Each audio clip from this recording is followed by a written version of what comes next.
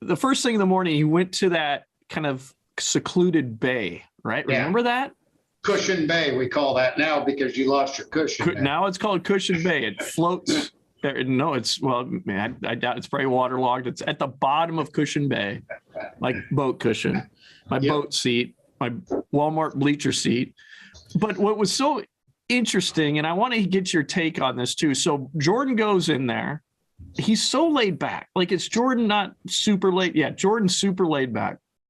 Goes in there. He's like, yeah, I think we'll stop here in this area. It was a trailering event, so he could trailer because it's so rough out there. So it was made, a trailering event. He goes to this area. There's maybe one other competitor in there. Beautiful clear water. It's calm. Calm. And I'm like, please let these fish be in here because I don't want to go out in the big water. Unfortunately, they weren't in there. So he spent, I don't know, an hour in there, an hour and a half, looking around, but then like, no big deal. All right, well, they're not here. No big deal. And we put the boat on the trailer. I think was this the same day? I can't remember like when that weather event happened, but I just remember. Different day. But yeah. So he was just so laid back about everything. There's a lot of anglers, and this, that would have been spun out by that. There's anglers that are, and I'm probably in this camp, where if it doesn't work out, the first thing that your first plan of action, if it doesn't work out, you're going, oh. Jordan didn't seem to have that concern.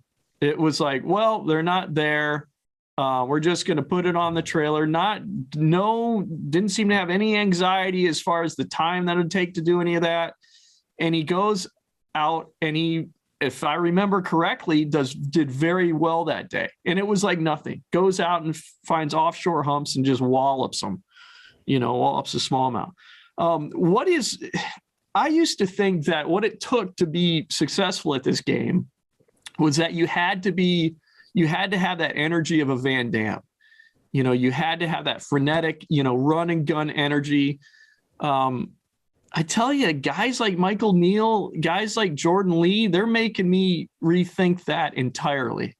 What do you see being a boat official? I mean, you see it just as well. I mean, you got guys that run the whole personality gamut, and yet I thought I had the formula figured out when, I was working with Van Dam so much when I, first started my career. I'm like, this is what it takes. And then I'm like, Michael Neal, Jordan Lee,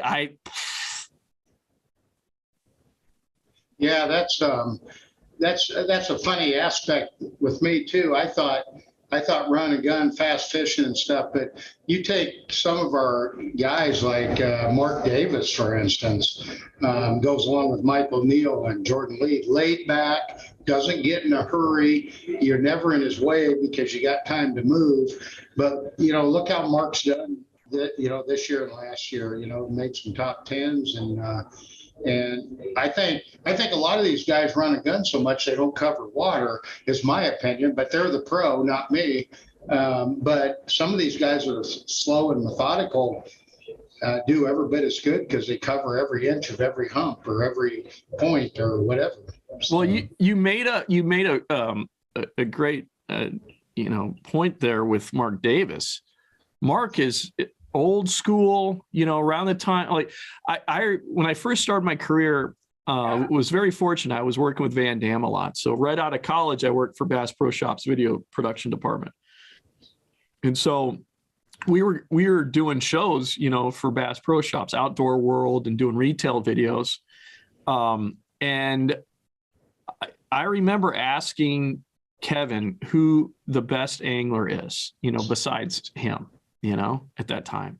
And he said, Mark Davis, he was like, easily, he just is Mark Davis. And you couldn't be on the more opposite ends of the spectrum as far as just style, and so you see it now with these young anglers. Yeah. You got those frenetic anglers like Jacob Wheeler, they're cut from that Kevin Van Dam mold, But then you got anglers like, I would say, Michael Neal, Jordan Lee. There's others that are cut from that Mark Davis mold. And so I'm just, and Michael Neal is, I mean, I am so impressed by that guy. He's incredible. I had him at Redcrest. He finished second, and I was amazed how well composed he was. Redcrest 2 years ago, how well composed and how he'd pull up to spots, use those electronics, and never even throw a cast because he didn't see the fish were there. You know, that's been a game changer for these guys. And, you know, and those older guys like Mark Davis and a lot of those guys don't utilize that, but even the old school still gets them where they are today, you know, and it's amazing. Thanks for watching this clip from another fishing podcast. If you want to listen to the whole episode, all you got to do is click the link in the description, or to watch the full video, become a patron for as little as $1 a month at patreon.com/angling uploaded.